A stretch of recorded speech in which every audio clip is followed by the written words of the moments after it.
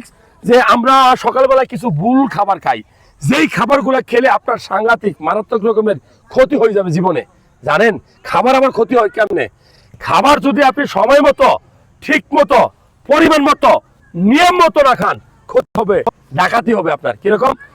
ঘুম থেকে উঠে যদি আপনি খালি পেটে টক ফল খান, দেখবেন যে আমের সময় কাঁচা আম, বরই, জলপাই, ঠিক আছে, চালতা, এরকম অনেক টক জাতীয় খাবার আছে, টক ফল আছে। এইটা যদি সকালবেলা আপনি খালি পেটে খান, সর্বনাশ।